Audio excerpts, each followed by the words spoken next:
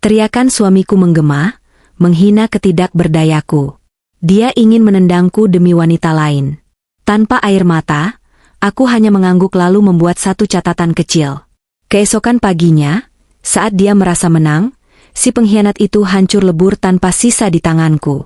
Sebelum ceritanya dimulai, silakan tulis di kolom komentar dari daerah mana saja teman-teman yang menonton cerita ini. Jangan lupa like dan subscribe agar channel ini bisa semakin berkembang dan bisa mempersembahkan cerita yang lebih menarik lagi. Dunia rasanya runtuh tepat di atas kepalaku saat dokter menyerahkan amplop putih itu. Ruangan dokter spesialis saraf yang dingin itu terasa semakin membeku, seolah menyerap seluruh kehangatan yang tersisa di tubuhku. Aku menatap kedua kakiku yang tertutup selimut tipis rumah sakit. Kaki yang dulu lincah melangkah, kaki yang dulu menemani suamiku merintis usaha dari nol, kini hanya menjadi beban mati yang menggantung di kursi roda. Vonis dokter terdengar seperti lonceng kematian bagiku, komplikasi penyakit autoimun yang menyerang sistem saraf gerakku. Aku tidak akan mati besok, tapi aku akan perlahan-lahan kehilangan kendali atas tubuhku sendiri. Aku harus banyak beristirahat, menghindari stres, dan yang paling menyakitkan, aku harus bergantung pada kursi roda ini untuk waktu yang tidak bisa ditentukan. Saat keluar dari rumah sakit, tidak ada tangan kekar yang mendorong kursi rodaku. Bram, suamiku, beralasan ada rapat mendadak yang tidak bisa ditinggalkan. Padahal, aku tahu betul, jadwal rapat direksi perusahaan properti miliknya, yang modal awalnya 100% dari uang warisan orang tuaku, tidak pernah diadakan di jam 3 sore pada hari Sabtu. Aku pulang dijemput oleh Pak Asep, sopir setia keluarga kami, dan Bei Inah, asisten rumah tangga yang sudah mengasuhku sejak aku masih remaja. Wajah Bei Inah sembab. Matanya merah menahan tangis saat memapahku masuk ke dalam mobil. Ironis sekali, orang yang digaji untuk bekerja padaku justru menangisiku dengan tulus. Sementara laki-laki yang bersumpah di depan penghulu untuk menjagaku dalam sakit dan sehat, justru menghilang entah kemana. Sesampainya di rumah besar kami, kesunyian menyambutku. Rumah ini megah, berdiri di atas tanah ribuan meter persegi di kawasan elit Jakarta Selatan. Dulu, rumah ini penuh tawa. Dulu, Bram akan menyambutku dengan pelukan hangat jika aku pulang dari perjalanan dinas. Namun sekarang, rumah ini terasa seperti mausoleum, indah tapi mati. Aku meminta Bei Inah mengantarku ke kamar utama di lantai dasar. Sejak kakiku mulai lemah bulan lalu, kami memang memindahkan kamar tidur ke bawah. Bram sempat menggerutu saat itu, mengatakan bahwa pemindahan barang-barang mengganggu estetika rumah. Bayangkan, istrinya kesulitan berjalan, dan yang dia pikirkan adalah estetika ruang tamu. Malam itu, jam dinding menunjukkan pukul 11 malam ketika aku mendengar deru mesin mobil Bram memasuki garasi. Aku belum tidur. Rasa nyeri di punggung dan kakiku membuat mataku sulit terpejam, ditambah lagi hati yang gelisah menunggu kabar darinya. Pintu kamar terbuka. Bram masuk dengan kemeja yang sedikit berantakan. Wangi parfum menyengat langsung menusuk hidungku. Itu bukan parfum maskulin yang biasa kubelikan untuknya. Itu wangi manis, floral, dan murahan. Wangi wanita lain. "Kamu belum tidur?" tanyanya datar, tanpa menatap mataku. Dia sibuk melepas jam tangan mahalnya, dan meletakkannya dengan kasar di atas nakas. "Aku menunggumu, Mas," dokter bilang. "Ah, sudahlah, Rin," potongnya cepat sambil mengibaskan tangan, seolah ucapanku adalah lalat yang mengganggu. "Aku capek. Seharian di proyek, mengurus klien yang rewel, lalu macet di jalan. Jangan tambahi beban pikiranku dengan cerita penyakitmu malam ini. Aku butuh istirahat." Aku terdiam. Lidahku keluh. Padahal aku ingin memberitahunya betapa takutnya aku. Aku ingin dia memelukku dan berkata bahwa semua akan baik-baik saja, bahwa kami akan melewatinya bersama. Tapi melihat punggungnya yang kini membelakangiku di tempat tidur, aku sadar, aku sendirian dalam pertempuran ini. Bram langsung mendengkur dalam hitungan menit, atau mungkin pura-pura tidur untuk menghindari pembicaraan. Aku menatap punggung itu dengan nanar. Dulu punggung itu adalah tempatku bersandar, kini punggung itu menjadi tembok tebal yang memisahkan kami. Hari-hari berikutnya berlalu dengan pola yang menyiksa. Bram semakin jarang pulang. Alasannya selalu sama, lembur, proyek luar kota, atau meeting dengan investor. Namun, insting seorang istri tidak pernah salah, dan koneksiku sebagai anak dari konglomerat lama membuatku mudah mendapatkan informasi. Teman-temanku, relasi bisnis ayahku dulu, beberapa kali mengirimkan foto candid. Bram sedang makan malam romantis di restoran bintang 5 dengan seorang wanita muda. Bram sedang melihat-lihat perhiasan.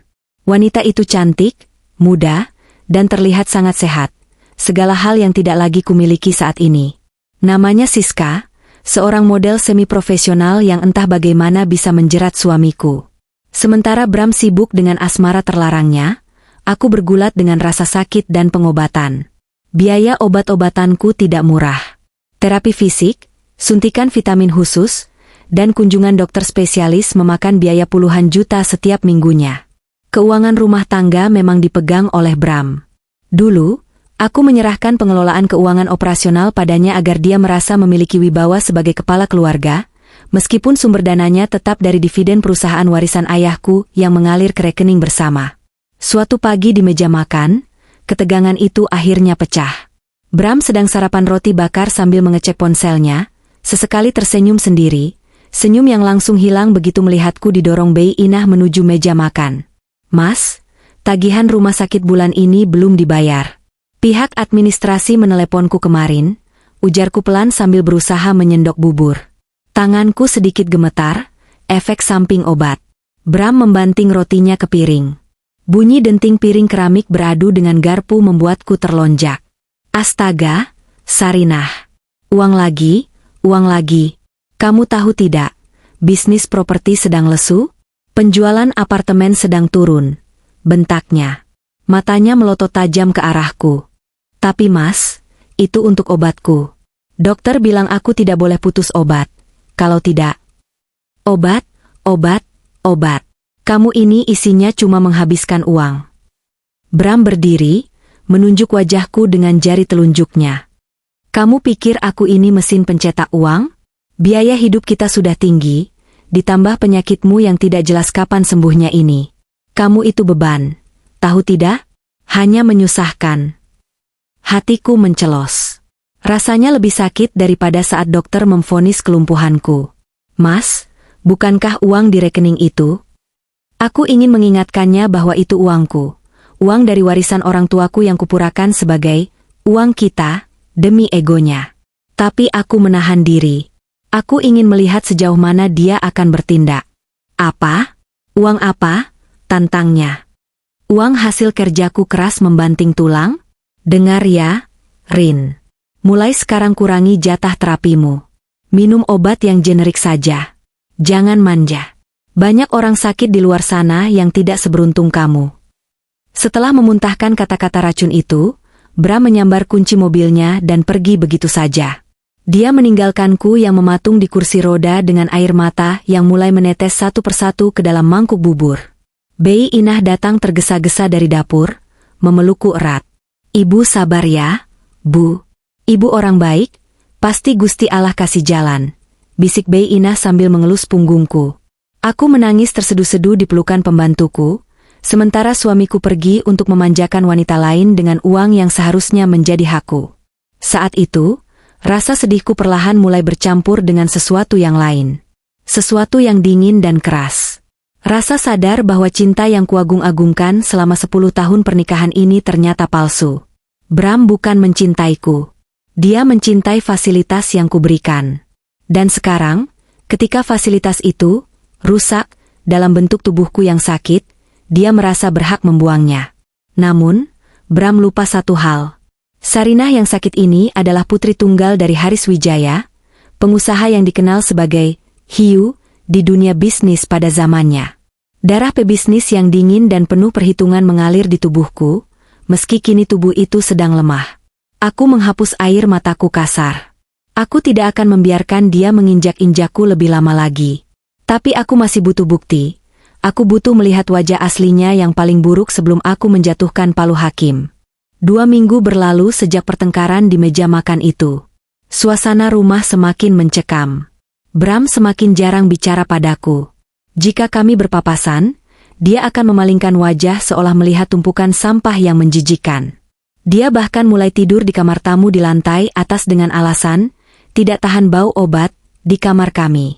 Padahal kamar itu selalu dibersihkan dengan pewangi aromaterapi lavender kesukaannya. Itu hanya alasan untuk menjauhiku. Sore itu, hujan turun deras mengguyur Jakarta. Kilat menyambar sesekali, menciptakan bayangan-bayangan menakutkan di dinding ruang tamu. Aku sedang duduk di kursi rodaku, memandang taman belakang lewat pintu kaca, ketika Bram pulang lebih awal dari biasanya. Tidak seperti biasanya yang berwajah masam, kali ini wajahnya terlihat cerah. Namun ada kilatan licik di matanya yang membuat bulu kuduku meremang. Dia membawa sebuah map berwarna biru cerah di tangannya. Dia berjalan menghampiriku, langkahnya tegap dan percaya diri.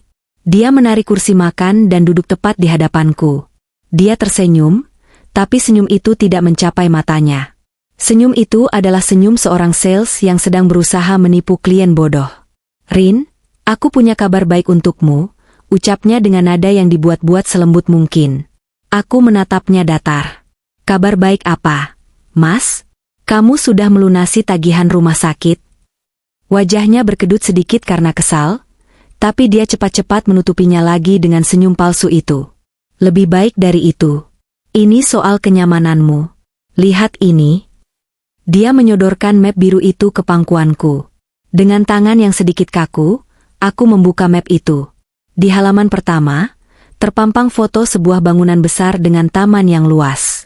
Judul brosur itu tertulis dengan huruf emas yang mencolok, "Graha Senja Bahagia, Panti Perawatan Lansia dan Orang Sakit Eksklusif."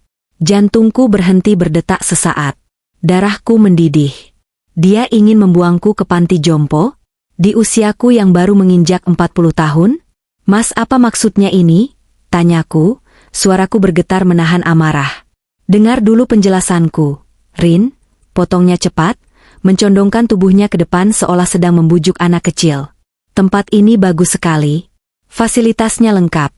Ada dokter 24 jam, ada perawat pribadi, ada teman-teman senasib. Udaranya sejuk, di daerah Bogor. Di sini, di rumah ini, siapa yang mengurusmu? Cuma ada Bei Inah. Aku sibuk kerja, aku tidak bisa memantau kamu terus. Di sana kamu akan terawat." Aku menutup map itu dan melemparkannya ke lantai. "Aku tidak mau. Ini rumahku, Mas. Rumah kita. Di sini ada kenangan kita. Aku membangun rumah ini bersamamu, memilih setiap keramiknya, menanam setiap pohon di taman itu. Kenapa aku harus pergi?" Bram menghela napas panjang, pura-pura sabar. "Rin, berpikirlah realistis. Kamu sakit. Kamu butuh perawatan profesional yang tidak bisa kudapatkan di rumah ini. Lagi pula, rumah ini terlalu besar untukmu yang cuma bisa duduk di kursi roda. Suasananya membuatmu depresi, kan?" "Aku tidak depresi karena rumah ini, Mas. Aku depresi karena sikapmu," jawabku tajam. "Aku tidak akan pergi kemana-mana. Jika kamu merasa terbebani, sewa perawat homecar. Uang kita cukup untuk itu." Topeng kesabaran Bram akhirnya retak. Wajahnya memerah. Dia berdiri tiba-tiba hingga kursinya terguling ke belakang. Uang kita. Sadar diri dong, Sarinah. Kamu itu sekarang cuma parasit." "Mas," bentakku, mencoba menegakkan punggungku yang sakit. Bram tidak peduli lagi. Dia mulai mondar-mandir di ruang tamu seperti binatang buas yang terkurung, lalu berhenti tepat di depanku. Matanya nyalang penuh kebencian. "Aku sudah capek, Rin. Capek pulang ke rumah disambut bau obat. Capek melihat wajahmu yang pucat seperti mayat hidup. Aku ini laki-laki normal, aku butuh istri yang bisa melayaniku, bukan istri yang harus diceboki." Kata-katanya seperti belati yang menghujam dada. Tapi aku tidak menangis. Rasa sakit hatiku sudah melampaui batas air mata. "Jadi itu masalahnya? Kamu butuh pelayan nafsumu?" "Ya," teriaknya tanpa rasa malu. "Dan asal kamu tahu, aku sudah punya calon penggantimu. Dia muda, dia cantik, dia sehat. Dia bisa memberikan apa yang tidak bisa kamu berikan." Aku menatapnya dingin. "Siska?" Bram terdiam sejenak, terkejut aku tahu nama itu. Tapi rasa arogansinya mengalahkan rasa malunya. "Ya, Siska. Dia wanita yang sempurna. Dia mengerti aku. Dan dia..." Bram menunjuk ke sekeliling ruangan, Dia pantas menjadi nyonya di rumah ini menggantikanmu. Kamu mau membawa pelakor itu ke rumah ini? Saat aku masih hidup, tanyaku tak percaya. Bram tertawa, tawa yang kering dan jahat. Dia membungkukkan badannya, mendekatkan wajahnya ke wajahku hingga aku bisa mencium bau alkohol samar dari mulutnya. Rupanya dia minum sebelum pulang untuk memberanikan diri. Lalu keluarlah kalimat itu, kalimat yang akan dia sesali seumur hidupnya. Dia berteriak tepat di depan wajahku, meludahiku dengan kebenciannya. Jangan harap aku mau urus kamu yang sudah sakit-sakitan ya. Mending aku cari istri baru yang tidak menyusahkan sepertimu. Kamu itu sudah habis, Sarinah. Kartu mati. Suaranya menggelegar memenuhi ruang tamu yang tinggi itu. Bei Inah yang mengintip dari balik tembok dapur terlihat menutup mulutnya dengan tangan, menangis ketakutan. Bram menegakkan tubuhnya, merapikan kerah bajunya dengan sombong. Jadi, pilihannya cuma dua. Kamu pindah sukarela ke panti itu besok, atau aku yang akan menyeretmu keluar. Siska akan datang lusa untuk melihat-lihat rumah ini. Aku mau kamar utama sudah bersih dari barang-barang rongsokanmu saat dia datang. Paham? Tanpa menunggu jawabanku, Bram melangkah pergi menaiki tangga menuju lantai atas. Dia bersiul kecil, seolah beban berat baru saja terangkat dari pundaknya. Dia merasa menang. Dia merasa sebagai raja yang baru saja menaklukkan pemberontakan kecil. Aku duduk diam di tengah ruang tamu yang luas. Hujan di luar semakin deras, seirama dengan badai yang bergolak di dalam dadaku. Tapi anehnya, di tengah badai itu, aku menemukan ketenangan yang menakutkan. Penghinaan Bram barusan adalah kunci terakhir yang kubutuhkan. Dia telah membuka kotak Pandora yang seharusnya tetap tertutup. Selama ini aku diam karena aku masih menghormati pernikahan kami. Aku masih berharap ada setitik nurani di hatinya. Tapi malam ini, dia membuktikan bahwa nuraninya sudah mati. Dia tidak hanya ingin menyingkirkanku, dia ingin menghancurkan harga diriku dan menggantikanku di rumah yang dibangun dengan uang ayahku. Ibu.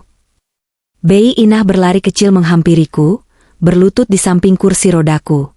Ibu tidak apa-apa? Ya Allah, Tuan Bram tegas sekali. Aku menatap Bei Inah, lalu perlahan sebuah senyum tipis terukir di bibirku. Bukan senyum sedih, melainkan senyum dingin. Jangan menangis, Bei. Bantu aku ke ruang kerja sekarang. Ruang kerja? Bu? Ibu mau kerja malam-malam begini? Ibu harus istirahat. Tidak, Bei. Ada pekerjaan yang harus kuselesaikan malam ini juga. Pekerjaan bersih-bersih, jawabku penuh arti. Bei Inah bingung, tapi dia menuruti perintahku. Dia mendorong kursi rodaku menuju ruang kerja pribadiku di sudut lantai 1. Ruangan yang jarang dimasuki Bram, karena dia malas melihat tumpukan buku dan berkas. Di dalam ruang kerja, aku membuka laci meja yang terkunci.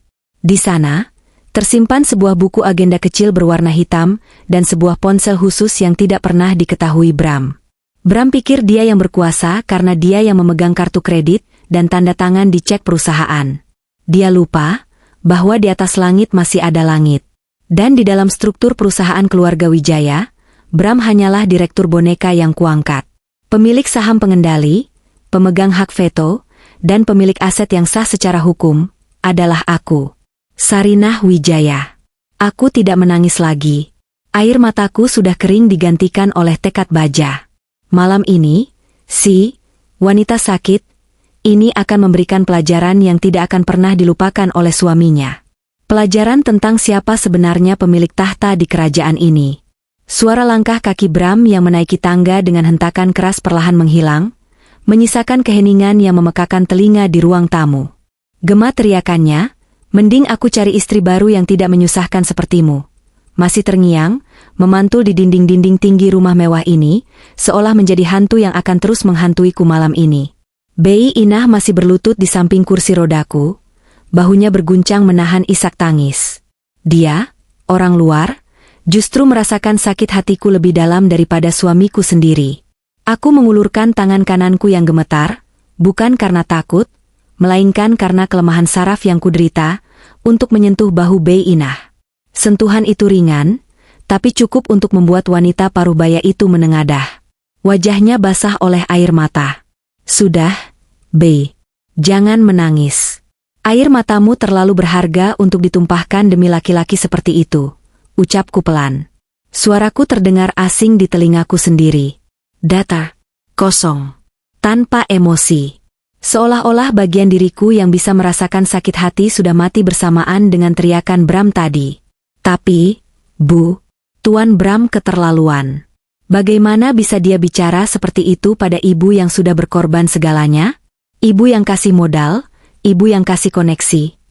Bei Inah meracau, kemarahannya mewakili apa yang seharusnya ku teriakkan. Bei Inah, potongku lembut tapi tegas. Bantu aku ke meja kerja. Sekarang. Bei Inah menghapus air matanya dengan ujung daster, mengangguk patuh, lalu bangkit berdiri. Dia mendorong kursi rodaku melintasi ruang tamu yang luas, melewati foto pernikahan kami yang tergantung besar di dinding. Foto di mana Bram tersenyum lebar sambil memeluk pinggangku. Sebuah senyum yang kini ku tahu hanyalah topeng seorang aktor ulung. Kami memasuki ruang kerjaku. Ruangan ini berbau kertas tua dan kayu mahoni, bau yang selalu menenangkan bagiku. Disinilah dulu ayahku sering duduk, mengajariku tentang seluk-beluk bisnis, tentang bagaimana membaca orang, dan yang paling penting, tentang bagaimana melindungi diri dari serigala berbulu domba. Tinggalkan aku sendiri sebentar ya, Bei.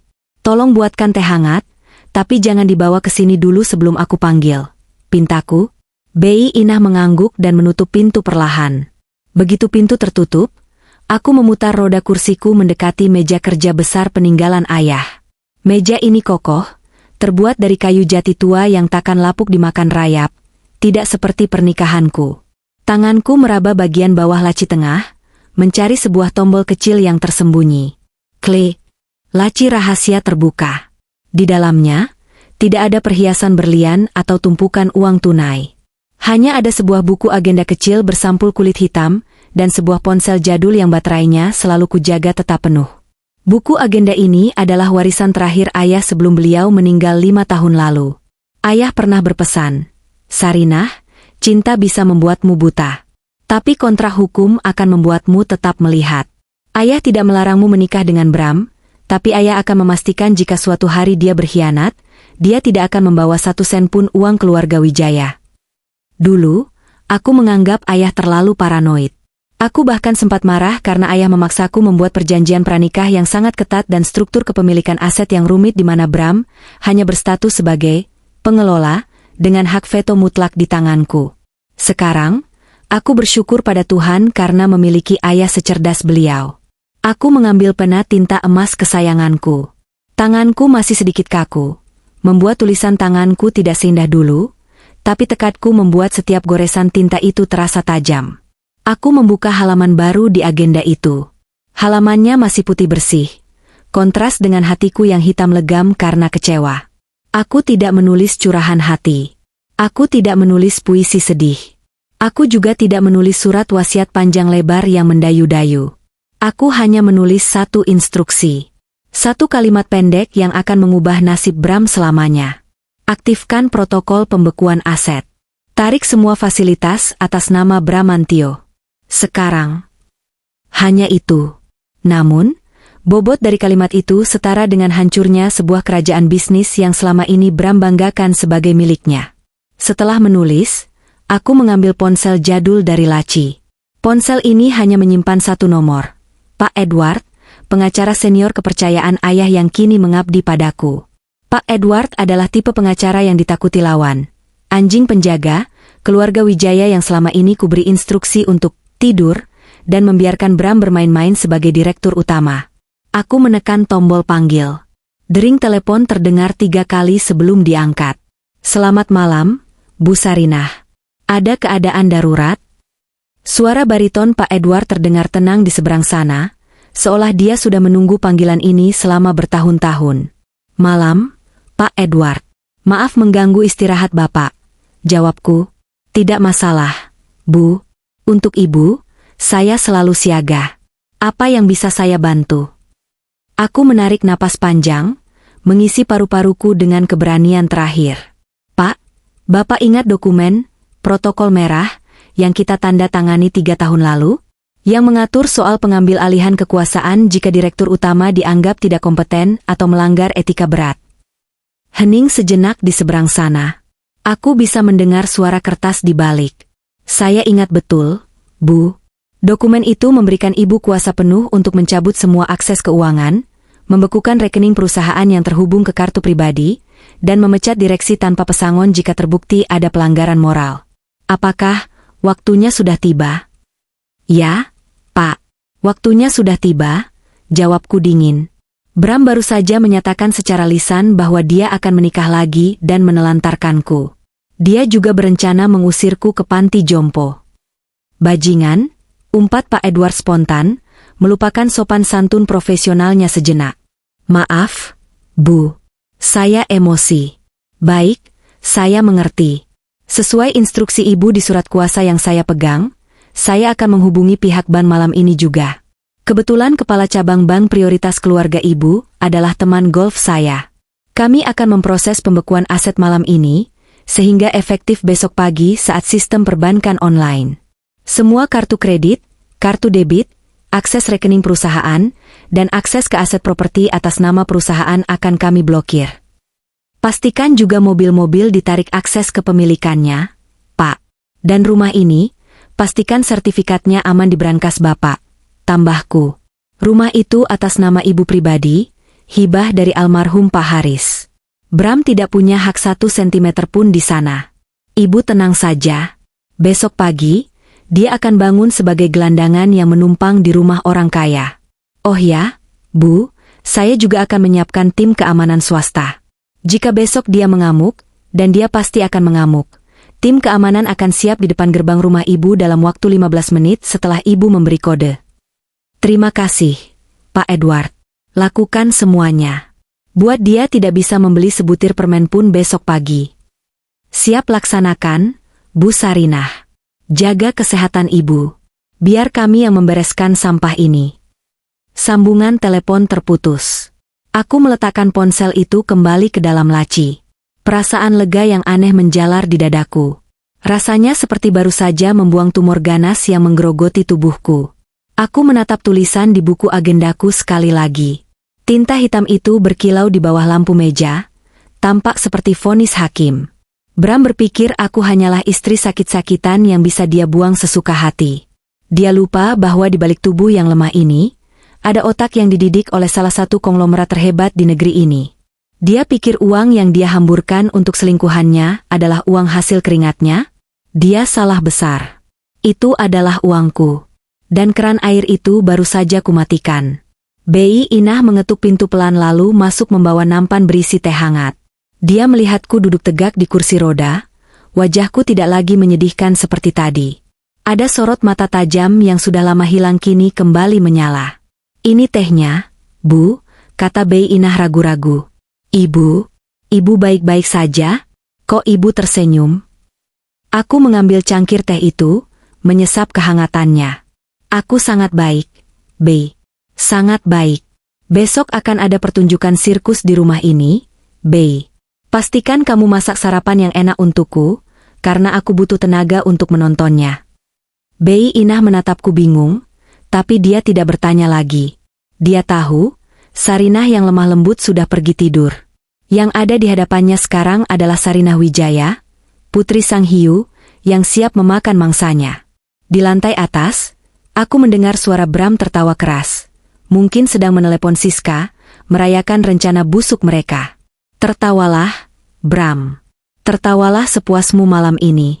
Karena besok, tawa itu akan berubah menjadi raungan keputusasaan. Keesokan harinya, matahari bersinar terik seolah alam semesta ingin menyoroti panggung sandiwara yang akan digelar di rumahku. Aku bangun lebih pagi dari biasanya, meminta Bei Inah memandikanku dan memakaikan pakaian terbaikku, sebuah gaun rumah berbahan sutra marun yang elegan, bukan daster lusuh yang biasa kupakai. Aku juga meminta Bei Inah memulas sedikit bedak dan lipstik di wajahku yang pucat. Aku tidak ingin terlihat seperti korban hari ini. Aku ingin terlihat sebagai pemilik tahta. Sekitar pukul 9 pagi, sebuah mobil sedan merah berhenti di depan halaman. Dari jendela ruang tengah, aku melihat seorang wanita muda turun. Itu dia, Siska. Dia memang cantik, harus kuakui. Rambutnya panjang bergelombang, kulitnya putih mulus hasil perawatan mahal, yang mungkin dibayar dengan uangku juga, dan tubuhnya ramping dibalut gaun pendek yang memamerkan kakinya yang jenjang. Dia memakai kacamata hitam besar dan berjalan dengan gaya angkuh seolah dia adalah selebriti yang sedang mengunjungi penggemarnya. Bram menyambutnya di pintu depan. Mereka berpelukan tanpa malu, tepat di teras rumahku, di mana tetangga bisa melihat. Hatiku berdesir nyeri, tapi rasa jijik lebih mendominasi. Bram terlihat sangat necis hari ini, memakai setelan kasual mahal yang baru dibelinya minggu lalu. Sayang, akhirnya kamu datang juga ke istana kita, seru Bram lantang, sengaja mengeraskan suaranya agar aku bisa mendengar dari dalam. Wah, Mas, ini rumahnya? Besar juga ya, tapi gayanya agak kuno, komentar Siska sambil melepas kacamata hitamnya. Matanya menyapu sekeliling dengan tatapan menilai, seolah sedang menaksir harga barang rongsokan. Pasti ini selera orang tua, ya? Iya, makanya aku butuh sentuhanmu, sayang. Kamu kan punya selera yang modern dan kelas atas. Nanti kita rombak semuanya, jawab Bram sambil merangkul pinggang Siska, menuntunnya masuk ke dalam rumah. Aku duduk diam di kursi rodaku di sudut ruang tengah, dekat rak buku. Kehadiranku seperti patung. Saat mereka masuk, Siska pura-pura kaget melihatku. Oh, ini istrimu, Mas? Tanyanya dengan nada yang dibuat-buat manis tapi penuh ejekan. Dia menatapku dari ujung rambut sampai ujung kaki, tatapan yang merendahkan. Halo, Mbak. Wah, kasihan ya harus di kursi roda terus. Pasti bosan. Aku tidak menjawab. Aku hanya menatapnya lurus tepat di manik matanya. Tatapanku membuat Siska sedikit salah tingkah, tapi dia segera mengalihkan pandangan kembali ke Bram. Ayo, Mas. Tunjukkan kamar utamanya. Katanya kamu mau ganti semua furniturnya, rengek Siska manja. Tentu saja. Ayo naik. Bram bahkan tidak menoleh padaku. Dia memimpin Siska menaiki tangga grand staircase kami, seolah aku tidak ada.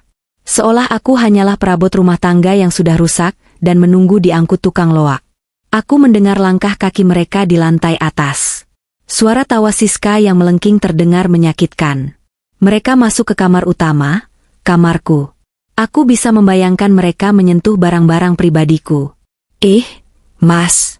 Spraynya norak banget warnanya. Ganti ya, aku mau yang sutra putih polos, teriak Siska dari lantai atas. Suaranya menggema ke bawah. Beres.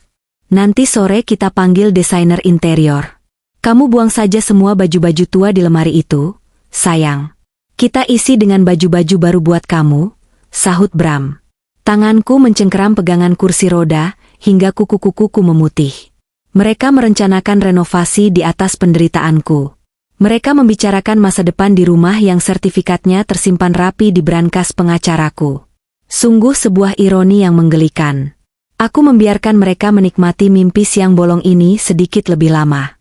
Semakin tinggi mereka terbang, semakin sakit jatuhnya nanti. Setengah jam kemudian, mereka turun kembali. Siska terlihat bersemangat, wajahnya berseri-seri membayangkan menjadi nyonya besar di rumah ini. Mereka berjalan menuju ruang makan, lalu ke taman belakang. Aku mengikuti mereka pelan-pelan dengan kursi rodaku, menjaga jarak, menjadi penonton setia kebodohan mereka. Di taman belakang, Bram duduk di kursi taman favoritku, menarik Siska ke pangkuannya. Pemandangan itu menjijikan, tapi aku menahan diri untuk tidak muntah. Mas, rumah ini memang oke. Tapi garasinya masih kurang penuh. Loh, pancing Siska sambil memainkan kancing ke meja Bram. Bram tertawa bangga. Tenang saja. Sesuai janjiku, hari ini kita ke showroom. Kamu mau mobil apa? SUV Eropa yang kemarin kita lihat? Atau sedan sport? Mata Siska berbinar rakus. Aku mau yang merah, Mas. Yang atapnya bisa dibuka. Biar teman-teman arisanku pada iri semua. Apapun untuk calon istriku, jawab Bram sombong. Kita beli tunai hari ini. Aku mau tunjukkan ke kamu betapa seriusnya aku. Anggap saja itu hadiah pertunangan kita, sebelum Bram melirik ke arahku dengan ekor matanya, sebelum beban di sana itu pindah ke panti jompo dan kita bisa menikah resmi. Siska terkikik geli. Mas Bram romantis banget deh. Ya sudah yuk, berangkat sekarang. Aku sudah tidak sabar pamer ke Instagram. Mereka bangkit berdiri. Bram berjalan melebihiku tanpa rasa bersalah sedikit pun. Saat melintas di dekatku, dia berhenti sejenak. Dia menunduk, mendekatkan wajahnya ke telingaku. Lihat, Rin, Siska jauh lebih hidup daripada kamu. Dia masa depanku. Kamu hanyalah masa lalu yang merepotkan. Nikmati sisa waktumu di rumah ini, karena lusa truk panti jompo akan menjemputmu. Bisiknya penuh bisa. Aku masih diam. Tapi kali ini, aku memberikan sedikit reaksi. Aku tersenyum. Senyum tipis yang misterius. Selamat bersenang-senang, Mas. Belilah apa yang kamu mau, selagi bisa. Bram mengerutkan kening, bingung dengan reaksiku yang tenang. Dia mungkin mengharapkan aku menangis atau memohon di kaki Siska. Tapi kebingungannya segera hilang saat Siska menarik tangannya. Ayo Mas. Keburu siang, rengek wanita itu. Bram mengangkat bahu, menganggap ucapanku hanya racauan orang sakit, lalu menggandeng Siska keluar menuju mobil Bram. Aku melihat mobil itu melaju keluar gerbang dengan kecepatan tinggi. Debu beterbangan di belakangnya. Sepeninggal mereka, suasana rumah kembali hening. Bei Inah datang membawakan segelas jus jeruk. Wajahnya cemberut. Ibu kok diam saja sih dihina begitu? Perempuan gatal itu berani-beraninya masuk kamar ibu. Aku menerima gelas jus itu dengan santai. Sabar, Bei. Ini namanya strategi perang. Biarkan musuh merasa menang dulu, biarkan mereka lengah. Mereka pergi untuk membeli mobil, kan? Iya, Bu. Katanya mau beli mobil mewah, gerutu Bei Inah. Nah, aku menyesap jus jeruk yang segar itu, merasakan manis dan asam menyatu di lidahku. Bayangkan, Bei. Mereka datang ke showroom, memilih mobil paling mahal, sudah pamer ke sana-sini, sudah dilihat banyak orang lalu saat mau bayar, kartunya tidak bisa dipakai. Ditolak. Dechlinet. Apa yang akan terjadi? Mata Bei Inah membelalak. Mulutnya sedikit terbuka. Maksud ibu? Pak Edward sudah bergerak. Bei, kataku sambil menatap jam dinding. Pukul 10 pagi. Bank sudah buka. Sistem sudah berjalan. Saat ini, Bramantio yang sombong itu secara finansial sudah mati. Rekeningnya nol. Kartu kreditnya hanyalah potongan plastik tidak berguna.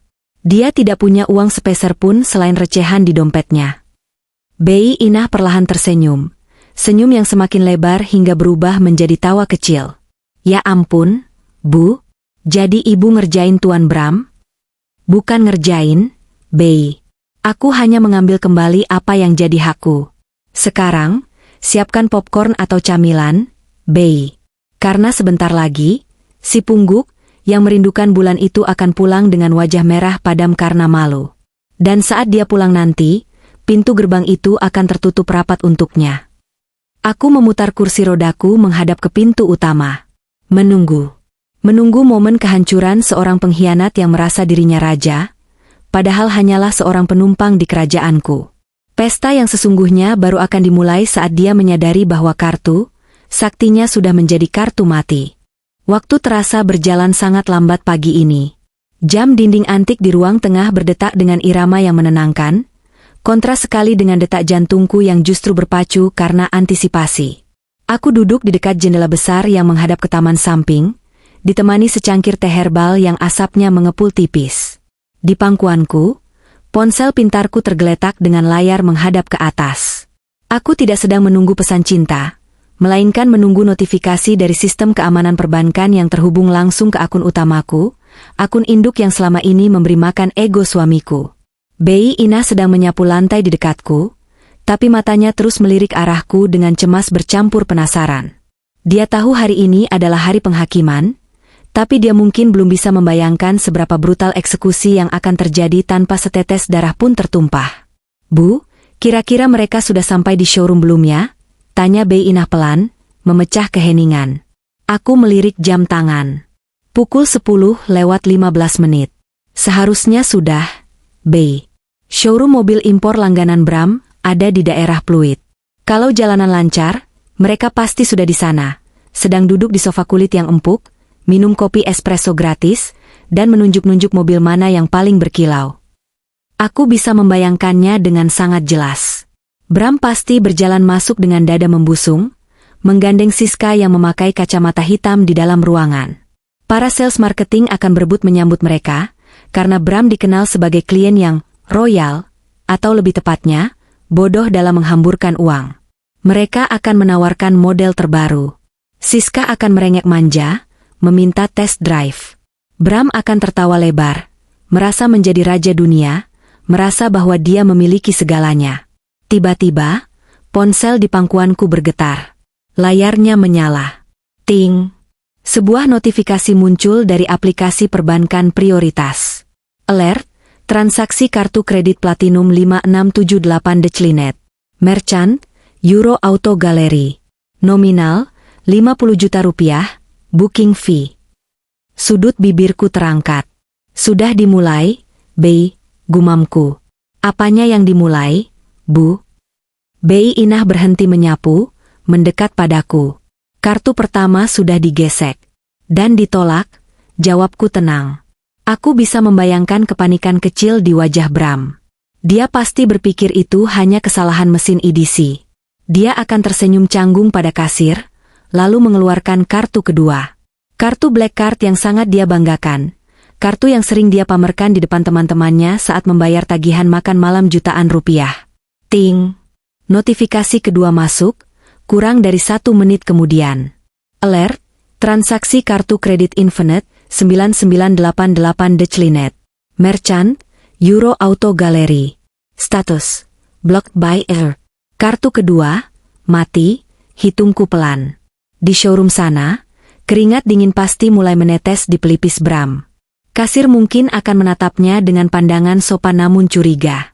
Siska, yang berdiri di sampingnya sambil memegang kunci mobil barunya, pasti mulai merasa tidak nyaman. Senyumnya mungkin mulai luntur. Bram pasti akan mencoba berdalih, mungkin chipnya rusak. Coba yang ini debit, isinya miliaran. Ting! Alert, transaksi kartu debit prioritas 1122 Declinet. Reason, cover. 3 serangan telak. Strike 3. You're out. Ponselku kini tidak lagi sekadar bergetar karena notifikasi, melainkan berdering panjang. Nama, suamiku Bram, terpampang di layar. Dulu, nama itu membuat hatiku berdesir rindu. Sekarang, nama itu hanya memicu rasa muak. Aku membiarkannya berdering sampai mati. Sekali, 2 kali, 3 kali. Ibu tidak angkat, tanya Bei Inah gemas. Biarkan dia panik dulu, Bei. Orang yang sedang tenggelam akan lebih jujur saat berteriak minta tolong. Jawabku dingin. Pada deringan kelima, aku akhirnya menggeser tombol hijau, lalu menekan tombol loudspeaker. Halo, Rin, Sarinah.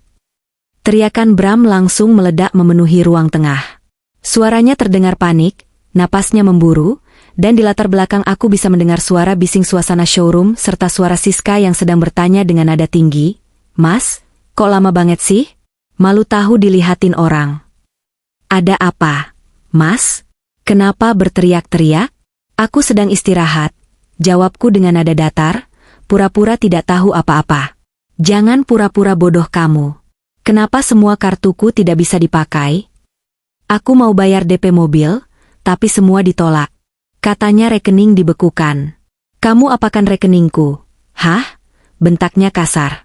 Dia tidak sadar bahwa dia sedang mempermalukan dirinya sendiri di depan umum. Rekeningmu? Tanyaku balik, menekankan kata MU. Mas, bukankah sejak awal pernikahan kita sudah sepakat? Semua aset likuid, semua saham, dan semua rekening operasional adalah milik PT Wijaya Sentosa, perusahaan warisan ayahku. Kamu hanya diberi kuasa penggunaan, bukan kepemilikan. Persetan dengan istilah hukum. Kenapa diblokir? Buka sekarang. Aku malu di depan Siska. Aku malu di depan sales. Oh, kamu malu? Aku tertawa kecil, tawa yang kering. Mas, kamu berencana membuang istrimu yang sakit ke panti jompo, membawa selingkuhanmu tidur di kamarku, dan merenovasi rumah warisan orang tuaku. Lalu sekarang kamu minta aku membiayai mobil untuk wanita itu? Di mana otakmu, Mas? Hening sejenak di seberang sana. Mungkin Bram terkejut karena aku berbicara begitu tegas. Selama ini aku hanya diam, menurut, dan mengalah. Dia lupa bahwa singa betina yang tidur tetaplah seekor singa. Rin dengar, suaranya merendah, mencoba taktik manipulasi. Jangan kekanak-kanakan. Ini urusan bisnis. Reputasiku dipertaruhkan. Kalau kartuku ditolak, orang-orang akan mengira bisnisku bangkrut. Itu akan berdampak pada perusahaanmu juga. Buka blokirnya sekarang, nanti kita bicara baik-baik di rumah. Reputasi, selaku tajam. Reputasimu sudah hancur saat kamu memutuskan untuk mengkhianati istri yang sedang sakit keras. Dan soal perusahaan, kamu tidak perlu khawatir. Mulai pagi ini, Dewan Komisaris, yaitu aku, sudah mencabut posisimu sebagai direktur utama. Kamu dipecat, Bram. Apa? Kau gila ya? Teriakannya semakin kencang, kali ini bercampur dengan keputusasaan. Kau tidak bisa melakukan ini. Aku suami kamu. Mantan suami, sebentar lagi. Pengacaraku sedang menyusun gugatan cerai, potongku. Dan soal mobil itu, bilang pada Siska, kalau dia memang cinta padamu, suruh dia yang bayar. Bukankah cinta itu pengorbanan? Sarinah. Tunggu. Jangan tutup teleponnya. Sarinah. Aku menekan tombol merah, memutus sambungan. Keheningan kembali menyelimuti ruangan, tapi kali ini rasanya jauh lebih ringan. Aku menarik napas panjang, menghirup aroma teh herbal yang menenangkan. Rasanya seperti baru saja memuntahkan racun yang sudah bertahun-tahun mengendap di tubuhku. Bei Inah menatapku dengan mata berkaca-kaca, lalu mengacungkan dua jempolnya. Mantap, Bu. Rasain tuh. Biar dia tahu rasa. Belum selesai, Bei, kataku sambil menatap ke arah gerbang depan. Ini baru babak pertama. Babak kedua akan terjadi di sini, di rumah ini. Sebentar lagi, si durhaka, itu akan pulang dengan kemarahan yang memuncak. Dia akan datang menuntut, mengancam, mungkin mencoba menyakitiku. Wajah Bei Inah berubah cemas lagi. Waduh, Bu, kalau Tuan Bram ngamuk gimana? Tenaganya kan kuat. Ibu kan? Dia melirik kursi rodaku. Aku tersenyum menenangkan. Tenang saja. Pak Edward sudah mengatur semuanya. Coba Bei Inah lihat ke pos satpam di depan. Bei Inah berjalan ke jendela depan, menyibakkan tirai. Matanya membelalak kaget. Loh, Bu, kok satpamnya ganti? Bukan Pak Ujang? Itu orang-orang berbadan tegap pakai seragam hitam siapa? Bu? Ada 4 orang. Itu tim keamanan profesional sewaan Pak Edward. Mereka mantan anggota militer. Tugas mereka cuma satu. Memastikan Bram tidak bisa melangkahkan kakinya 1 inci pun masuk ke halaman rumah ini tanpa izinku. Jelasku. Pak Ujang sudah kuberi cuti seminggu dengan gaji penuh, agar dia tidak perlu terlibat dalam keributan ini. Aku kembali menatap layar ponselku. Ada pesan masuk dari Pak Edward. Ibu Sarinah, tim keamanan sudah di posisi, standby. Saya sedang dalam perjalanan ke rumah Ibu, perkiraan tiba 15 menit lagi. Dokumen pencabutan hak akses dan surat pemecatan sudah saya bawa. Tetap tenang di dalam rumah sampai saya tiba. Aku membalas singkat, terima kasih, Pak. Saya menunggu. Bayangan kejadian di showroom tadi masih menari di benakku. Aku bisa membayangkan wajah Siska. Wanita matre seperti dia tidak akan bertahan lama dengan laki-laki yang dompetnya kosong. Siska pasti merasa tertipu. Dia pikir dia mendapatkan paus besar. Ternyata hanya ikan teri yang numpang makan di kolam orang lain. Bram pasti sedang memacu mobilnya. Mobil yang bensinnya mungkin dibeli dengan uang receh terakhir di sakunya, menuju ke sini. Dia akan datang dengan membawa badai amarah. Dia pikir dia bisa mengintimidasi aku seperti yang dia lakukan malam kemarin. Dia pikir teriakan dan bentakannya masih bisa membuatku menciut. Tapi dia salah. Sarinah yang dia kenal, istri penurut yang diam saja saat dihina, sudah tidak ada. Penyakit ini memang mengambil kekuatan kakiku, tapi penyakit ini juga memberiku perspektif baru tentang hidup. Waktu terlalu singkat untuk dihabiskan bersama pengkhianat. Waktu terlalu berharga untuk menangisi orang yang bahkan tidak peduli apakah aku hidup atau mati. Bei, panggilku. Ya, Bu. Tolong siapkan baju kerjaku yang paling bagus. Blazer hitam yang biasa kupakai rapat pemegang saham dulu. Dan tolong rapikan rambutku lagi. Aku mau terlihat sempurna saat menyambut tamu kita nanti. Bei Inah mengangguk tegas. Siap, Bu. Kita buat Tuan Bram menyesal seumur hidup sudah menyia-nyiakan ibu. Di kejauhan, sayup-sayup terdengar suara klakson mobil yang dibunyikan panjang dan kasar. Jantungku berdetak sedikit lebih kencang, bukan karena takut, tapi karena adrenalin pertempuran. Perang terbuka akan segera dimulai tepat di depan pintu gerbang istanaku sendiri. Dan kali ini, akulah yang memegang kendali penuh atas pasukannya. Matahari siang sedang terik-teriknya, seolah ikut memanaskan suasana yang sebentar lagi akan meledak. Aku sudah siap. Duduk tegak di kursi rodaku, mengenakan blazer hitam yang membalut tubuhku dengan wibawa, rambutku disanggul rapi. Meski kakiku lemah, aura yang kupancarkan adalah aura seorang pemimpin perusahaan, bukan pasien tak berdaya. Pak Edward sudah tiba 10 menit yang lalu. Pengacara tua berwibawa itu berdiri di sampingku, memegang tas kerja kulit berisi dokumen-dokumen mematikan. Wajahnya tenang, tapi matanya tajam seperti elang yang siap menyambar. Dia datang, ujar Pak Edward pelan, melirik ke arah monitor CCTV yang terpasang di dinding ruang kerja. Di layar monitor, terlihat sebuah mobil SUV hitam, mobil operasional perusahaan yang dipakai Bram, melaju kencang dan berhenti mendadak tepat di depan gerbang besi rumah kami yang tinggi. Debu mengepul. Pintu mobil terbanting terbuka. Bram keluar dengan wajah merah padam, urat-urat lehernya menonjol. Di sisi lain, Siska turun dengan wajah masam, melipat tangan di dada, terlihat sangat kesal dan enggan. Penampilannya yang tadi pagi glowing, kini terlihat lusuh karena keringat dan emosi.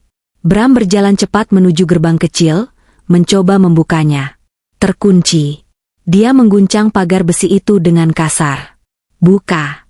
Sarinah, buka gerbangnya, teriaknya seperti orang kesurupan. Suaranya menembus hingga ke dalam rumah. 2 orang petugas keamanan berbadan tegap berseragam hitam, yang sejak tadi berdiri diam seperti patung di balik gerbang, melangkah maju. Salah satu dari mereka, yang badannya paling besar dengan bekas luka di pipi, mengangkat tangan kanannya, memberi isyarat berhenti. Maaf, Pak. Bapak dilarang masuk. Ucap petugas itu dengan suara berat dan tegas, tanpa emosi. Bram terbelalak. Dia menunjuk dadanya sendiri. Kamu tahu siapa saya? Saya pemilik rumah ini. Saya Bramantio. Buka atau saya pecat kalian semua. Instruksi dari pemilik rumah, Ibu Sarinah Wijaya, Bapak tidak diizinkan masuk. Silakan pergi sebelum kami bertindak. Jawab petugas itu datar. Kurang ajar. Bram menendang pagar besi itu. Sarinah, keluar kamu. Jangan sembunyi di balik satpam bayaran.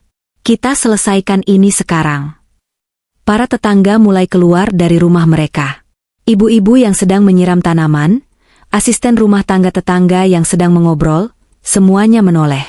Ini adalah kawasan elit, keributan seperti ini adalah tontonan langka yang memalukan. Tapi aku tidak peduli lagi dengan rasa malu. Bram yang memulainya, aku yang akan mengakhirinya. Ayo, Bu. Sudah waktunya, kata Pak Edward. Bei Inah mendorong kursi rodaku keluar dari pintu utama, menuruni ramp, jalur landai, yang memang dibuat untuk kursi rodaku, menuju halaman depan. Pak Edward berjalan di sampingku. Matahari menyengat kulitku, tapi aku tidak merasakannya.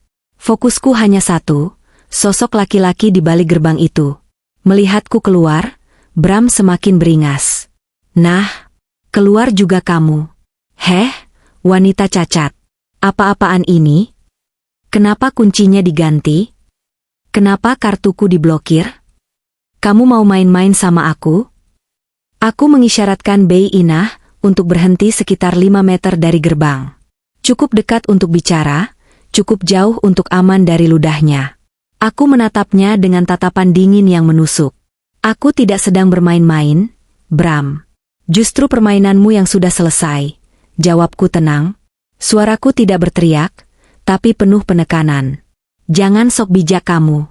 Buka gerbang ini, aku mau ambil barang-barangku. dan Siska mau istirahat di dalam. Bram menunjuk Siska yang berdiri di belakangnya, sambil mengipasi wajah dengan tangan.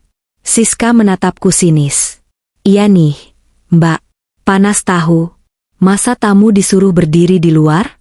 Nggak sopan banget sih jadi orang kaya. Aku tertawa kecil. Tamu? Rumah ini tidak menerima tamu tak diundang, apalagi pelacur yang merusak rumah tangga orang. Wajah Siska memerah padam. Jaga mulut lo ya. Mas Bram, lihat tuh istrimu. Bram menggeram marah. Dia kembali mengguncang pagar. Sarinah, cepat buka blokir rekeningku. Kamu tahu betapa malunya aku tadi di showroom? Kamu sengaja ya? Pak Edward melangkah maju, mengeluarkan sebuah map dari tasnya. Dia membukanya dan membacakan isinya dengan suara lantang yang bisa didengar oleh Bram, Siska, dan para tetangga yang mengintip. Berdasarkan surat kuasa yang ditandatangani Ibu Sarinah Wijaya dan Akta Perjanjian Pranikah nomor 24 tahun 2010, serta protokol perlindungan aset keluarga Wijaya, suara Pak Edward menggelegar. Saudara Bramantio dinyatakan telah melanggar klausul kesetiaan dan itikat baik.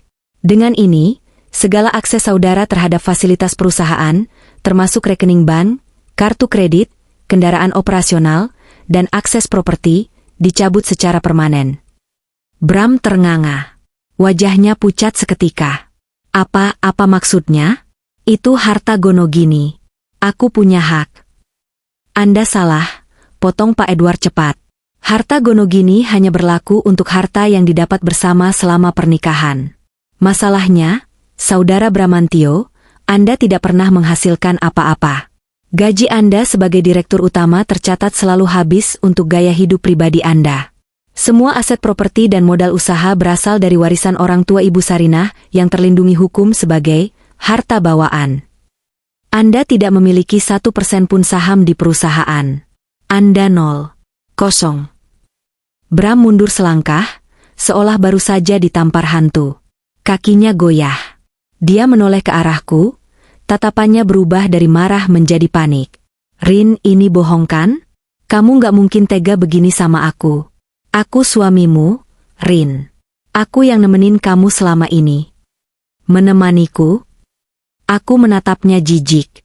Kamu menemaniku hanya saat rekeningku penuh. Saat aku sakit, kamu berteriak di depan wajahku, mengatakan aku menyusahkan, dan mau membuangku ke panti jompo demi wanita itu. Aku menunjuk Siska. Siska yang mendengar penjelasan Pak Edward tiba-tiba mengubah sikap tubuhnya. Dia menatap Bram dengan pandangan horor. Tunggu, Mas Bram. Jadi, kamu nggak punya apa-apa? Mobil tadi? Rumah ini?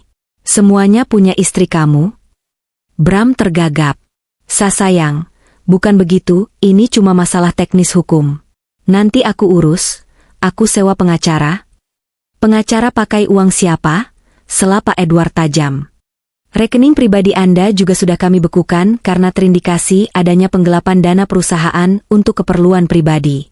Kami sedang menyiapkan audit forensik. Jika terbukti, Anda bukan hanya miskin, tapi juga bisa masuk penjara. Mendengar kata penjara dan miskin, Siska langsung mundur menjauh dari Bram seolah Bram adalah penderita penyakit menular. Sialan, umpat Siska keras. Jadi selama ini kamu bohongi aku? Kamu bilang kamu pengusaha sukses. Ternyata cuma benalu? Siska, dengar dulu. Bram mencoba meraih tangan Siska. Siska menepis tangan Bram kasar. Plah, suara tamparan Siska mendarat di pipi Bram. Jangan sentuh aku, penipu. Gue nggak mau ya hidup susah sama krek kayak lo. Dasar laki-laki halu. Siska langsung merogoh tasnya, mengeluarkan ponsel, dan memesan taksi online. Dia berjalan menjauh dari gerbang, berdiri di pinggir jalan tanpa menoleh lagi ke arah Bram. Bram berdiri terpaku memegang pipinya yang merah. Dia kehilangan segalanya dalam hitungan menit. Harga dirinya, hartanya, dan wanita yang dia banggakan. Dia kembali menatapku. Kali ini tidak ada lagi kemarahan. Yang ada hanya ketakutan murni. Tatapan seorang pengemis. Rin. Suaranya bergetar, memelas. Dia merosot, berlutut di depan gerbang besi, memegang jeruji dengan tangan gemetar. Rin, Tolong jangan begini. Aku hilaf. Aku cuma emosi kemarin. Aku nggak beneran mau buang kamu. Sumpah, Rin. Aku sayang sama kamu. Maafin Mas. Ya? Buka gerbangnya, kita bicara di dalam. Aku janji akan putusin Siska. Aku akan urus kamu. Tolong, Rin, aku nggak punya tempat tinggal lain. Pemandangan itu sungguh menyedihkan. Laki-laki yang kemarin berdiri gagah meneriakiku, kartu mati, kini berlutut mengemis seperti anjing yang dibuang tuannya. Bei Inah di belakangku mendengus jijik. Aku menjalankan kursi rodaku mendekat ke gerbang, hanya terpisah jeruji besi darinya. Aku mengambil secari kertas dari saku blazerku. Itu adalah sobekan dari buku agenda kecilku, catatan yang kubuat semalam. Masih ingat apa yang kamu teriakkan kemarin, Mas? Tanyaku pelan.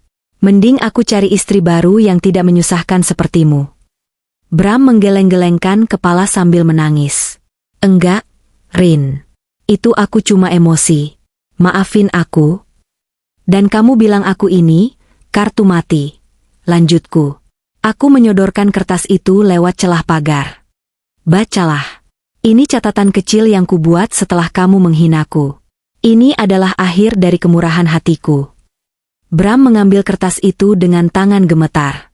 Mulai detik ini, kamu bukan lagi suamiku. Kamu bukan lagi direktur. Kamu bukan siapa-siapa, ucapku tegas. Baju-bajumu sudah dipacking oleh Bei Inah ke dalam 2 koper plastik di pos satpam. Ambil itu dan pergi. Jangan pernah tunjukkan wajahmu lagi di sini, atau Pak Edward akan memprosesmu ke penjara atas tuduhan KDRT psikis dan penggelapan dana.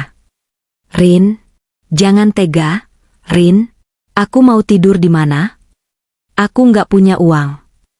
Bram meratap, air mata dan ingusnya bercampur baur. Aku memutar kursi rodaku, membelakanginya. Itu bukan urusanku lagi. Kamu sehat, kan? Kamu punya 2 kaki yang kuat, kan? Gunakan itu untuk bekerja, seperti yang selama ini kamu suruh aku lakukan walau aku sakit. Pak Edward, tutup gerbang lapisan kedua. Pastikan sampah di depan dibersihkan, perintahku sambil menjalankan kursi rodaku kembali masuk ke dalam rumah. Baik, Bu Sarinah, jawab Pak Edward hormat. Di belakangku, aku mendengar Bram berteriak-teriak memanggil namaku, disusul suara mobil taksi online Siska yang datang dan pergi begitu saja meninggalkannya. Lalu suara gerbang otomatis lapisan kedua menutup perlahan, meredam suara teriakan Bram hingga akhirnya hening. Aku masuk kembali ke ruang tengah yang sejuk. Tubuhku terasa lelah, tapi jiwaku terasa sangat merdeka. Beban berat di pundakku seolah ikut terbuang bersama perginya Bram. Aku menatap foto pernikahan besar di dinding. Bei Inah, panggilku. Ya, Bu. Turunkan foto itu sekarang. Bakar di halaman belakang. Siap, Bu. Dengan senang hati, jawab Bei Inah penuh semangat.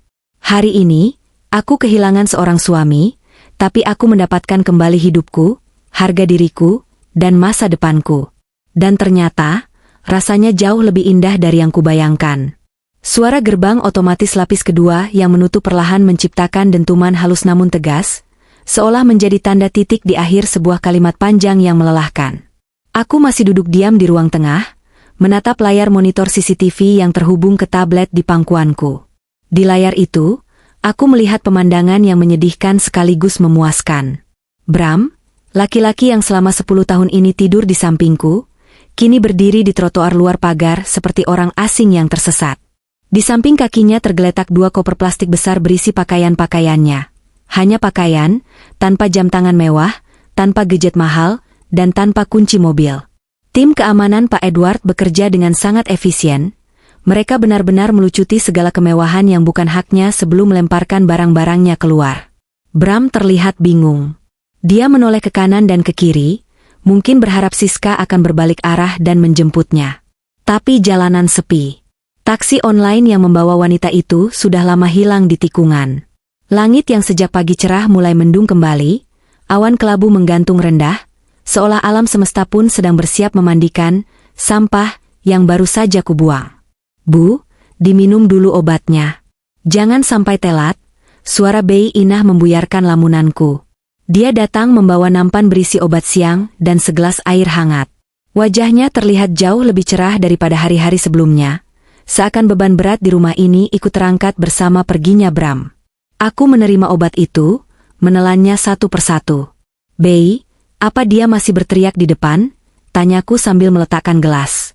"Sudah tidak, Bu. Tadi sempat gedor-gedor pos satpam sebentar, minta dipanggilkan taksi. Tapi Pak Kepala Keamanan bilang, kami bukan pelayan Bapak lagi."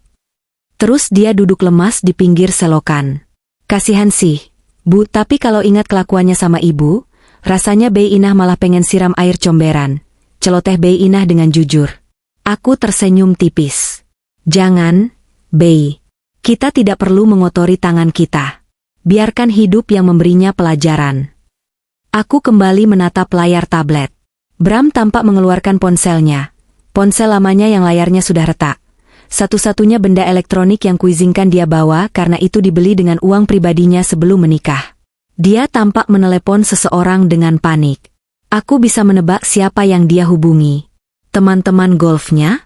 Rekan-rekan bisnis yang selama ini menjilatnya karena mengira dia pemilik perusahaan? Atau mungkin kerabat jauhnya yang selama ini dia abaikan karena merasa sudah sukses? Pak Edward masuk kembali ke ruang tengah setelah berkoordinasi dengan tim keamanan di depan. Dia duduk di sofa tunggal di hadapanku, membuka buku catatan kerjanya. "Laporan situasi, Pak," tanyaku. Dia mencoba menghubungi Pak Haryo dan Pak Gunawan, rekan main golfnya. "Lapor Pak Edward tenang. Tapi Ibu tidak perlu khawatir. Sesuai instruksi Ibu semalam, pagi ini saya sudah mengirimkan notis resmi kepada seluruh relasi bisnis dan lingkaran sosial elit Jakarta. Isinya pemberitahuan bahwa Saudara Bramantio tidak lagi terafiliasi dengan keluarga Wijaya maupun PT Wijaya Sentosa, dan segala tindakan peminjaman uang atau kerjasama bisnis dengan yang bersangkutan adalah risiko pribadi dan tidak akan ditanggung oleh perusahaan." Aku mengangguk puas. Langkah antisipasi yang kejam tapi perlu. Di dunia bisnis yang kejam ini, orang berteman karena kepentingan.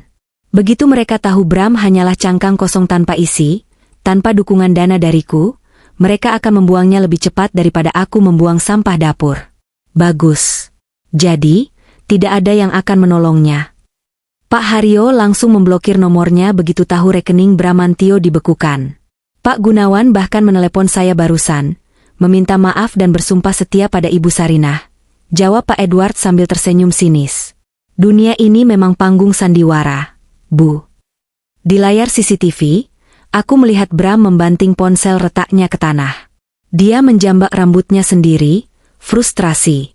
Dia baru saja menyadari bahwa teman-teman yang selama ini dia traktir makan mewah dan dia ajak berpesta pora, ternyata hanyalah parasit yang menempel pada inang yang kaya.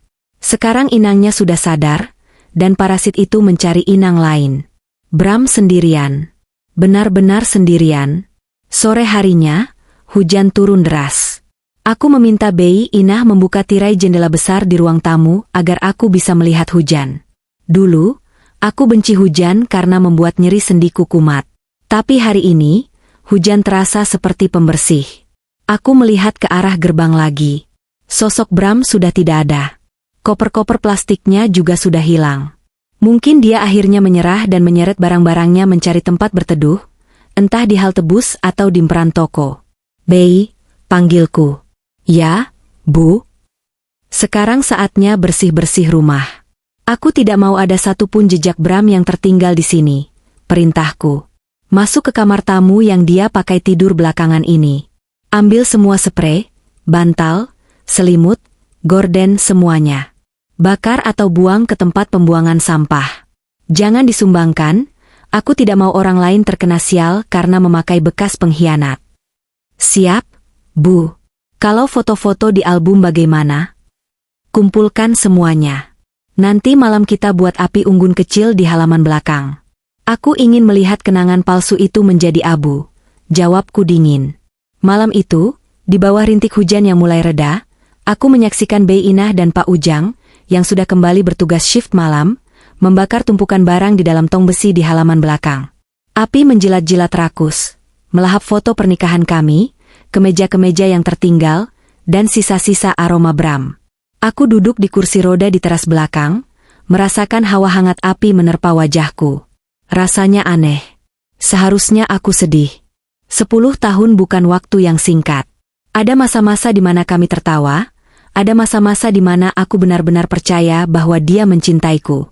Tapi ingatan tentang teriakan kasarnya kemarin, jangan harap aku mau urus kamu. Menghapus semua kenangan manis itu. Rasa sakit hatiku telah membakar habis cinta yang tersisa, menyisakan abu yang sama seperti yang kini beterbangan dari tong pembakaran itu. Pak Edward menghampiriku, membawa sebuah map tebal. Bu Sarinah, ini draft gugatan cerai yang akan kita daftarkan ke pengadilan agama besok pagi. Alasannya sudah kuat. Penelantaran istri yang sakit, perselingkuhan, dengan bukti foto dan saksi, serta kekerasan verbal. Prosesnya mungkin memakan waktu 3-6 bulan, tapi saya jamin dia tidak akan mendapatkan sepeser pun harta Gonogini. Aku mengambil pena dan menandatangani dokumen itu tanpa keraguan sedikit pun. Goresan tintaku tegas dan kuat. Lakukan secepat mungkin, Pak. Aku ingin statusku bersih kembali.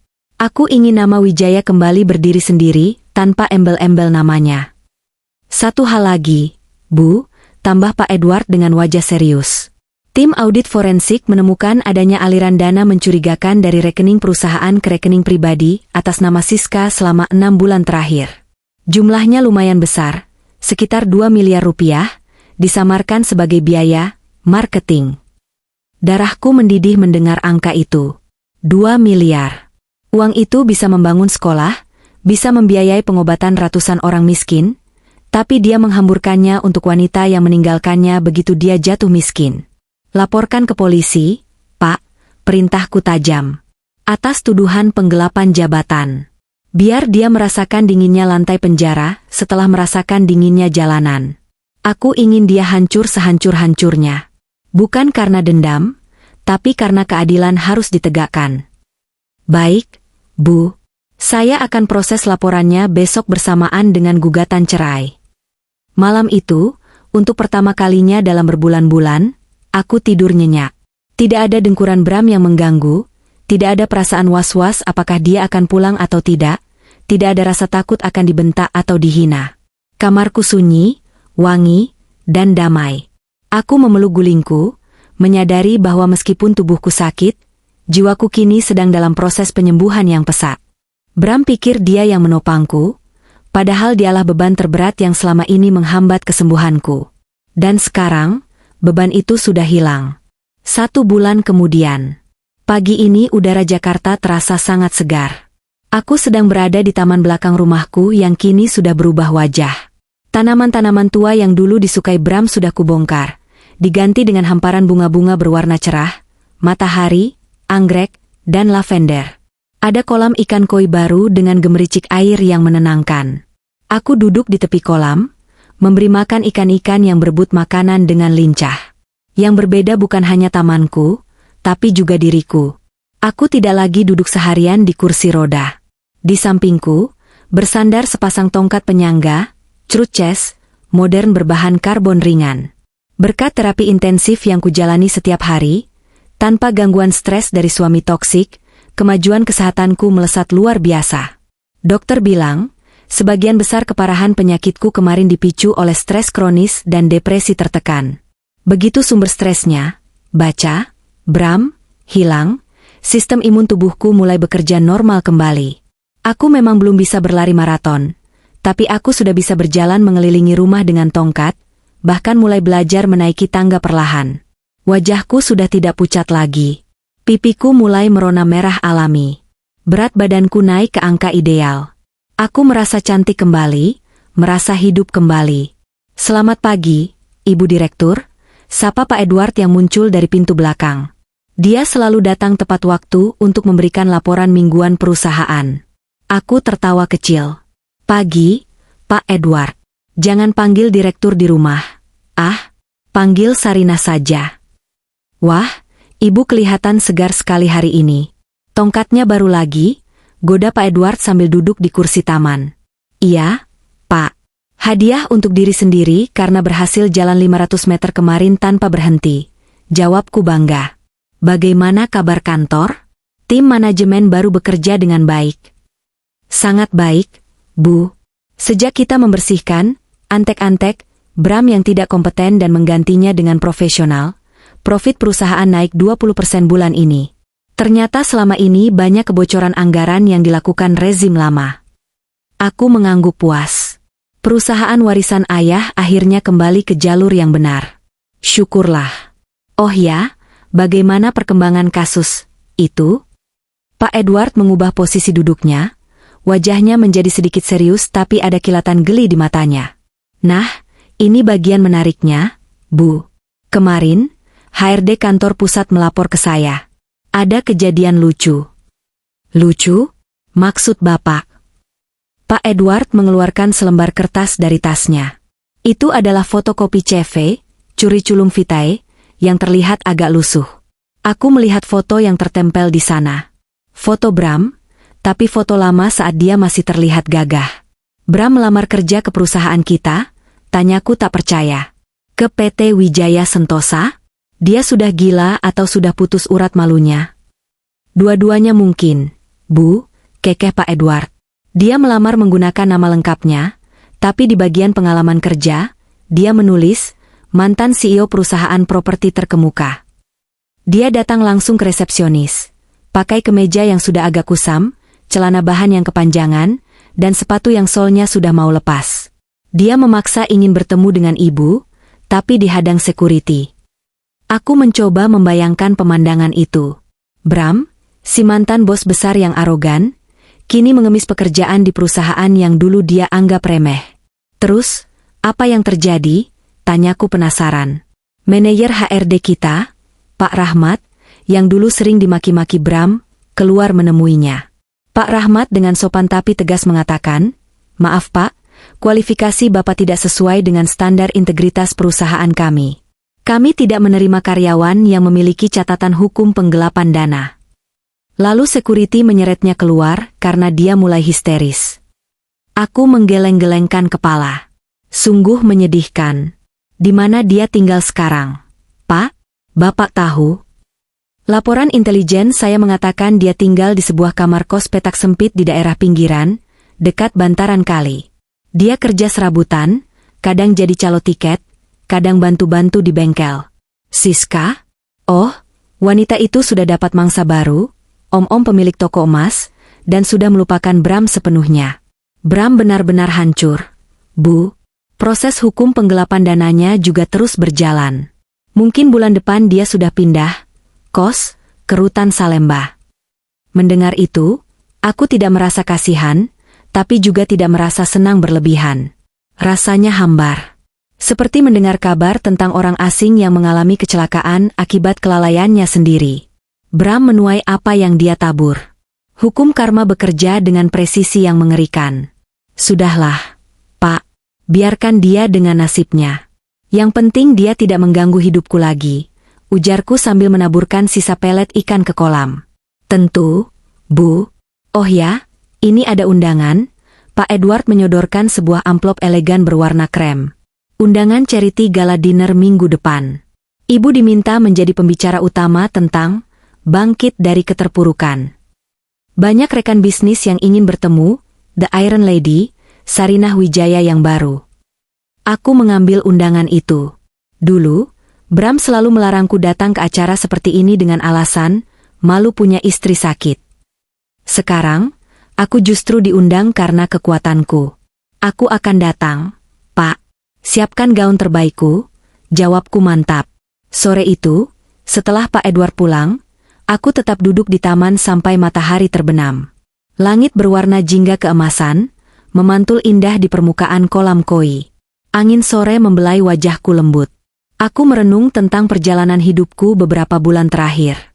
Dari istri yang terabaikan, divonis lumpuh, dihina, hingga akhirnya bangkit melawan dan merebut kembali hidupku. Aku menyadari satu hal penting. Penyakit fisikku, autoimun ini, memang belum sembuh total, dan mungkin akan menyertaiku seumur hidup. Tapi penyakit itu bisa dikelola. Penyakit itu tidak mematikan kebahagiaanku.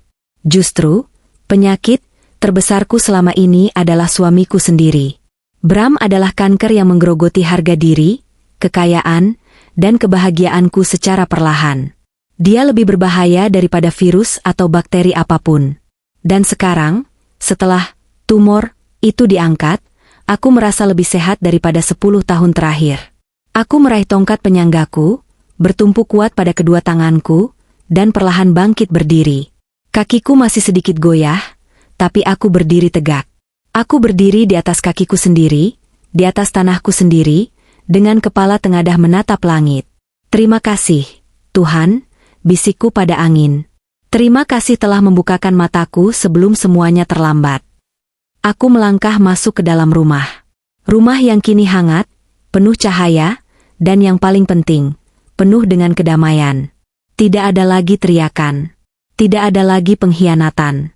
Hanya ada Sarinah, dan hidup barunya yang luar biasa. Dan di suatu tempat di luar sana, di sebuah kamar kos yang pengap dan gelap, aku harap Bram sedang menatap langit yang sama dan menyadari satu hal. Dia pernah memiliki berlian di tangannya, tapi dia membuangnya demi menggenggam kerikil, dan kini dia kehilangan kedua-duanya.